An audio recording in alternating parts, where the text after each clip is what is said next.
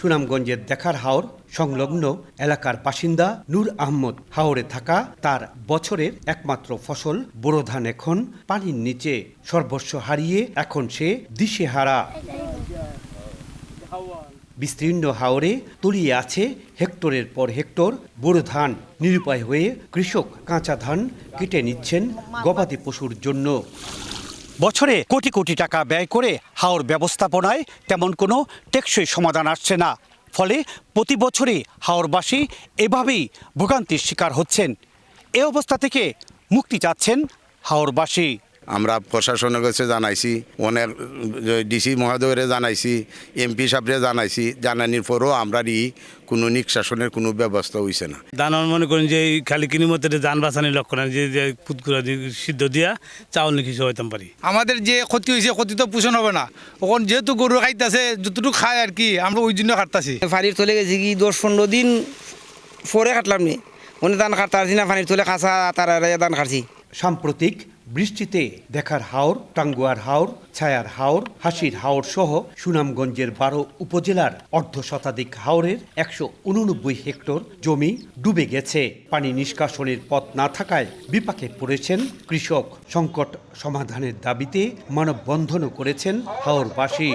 নদী এবং খাল খনন হলো এখানে সবচেয়ে কার্যকর বিষয়, কিন্তু নদীর প্রবাহটা একদম ভৈরব পর্যন্ত যদি খনন না করা হয়, ক্যাপিটাল ড্রেজিং না হয়, তাহলে এটা কার্যকর হবে না। এদিকে নিজ খরচে পাম্প বসিয়ে জমি থেকে পানি নিষ্কাশনের চেষ্টা চালাচ্ছেন অনেকে। তাতে যে খরচ হচ্ছে ফসল ঘরে তুলে তা মেটানো সম্ভব নয় বলে জানান জমির মালিকেরা। আর আবহাওয়া অফিস দিচ্ছে আরো দুঃসংবাদ। আমাদের কৃষকরা ওনারা নিজ উদ্যোগে নিজ পকেটের টাকা খরচ করে ওনারা ফার্মটা লাগাইছে। কিছু দান পাওয়ার জন্য, কিছু রক্ষা করার জন্য ওই আমরা উদ্যোগ নিয়ে নিজ উদ্যোগে আমরা এই ফার্মগুলো লাগাইছি। মার্চ, এপ্রিল, মে মাস প্রি মনসুন সিজন আমরা বলি। এই সিজনে কিন্তু কালবৈশাখী যেটা আমরা বলি বজ্রঝড়, তো এই সিজনের জন্য স্বাভাবিক।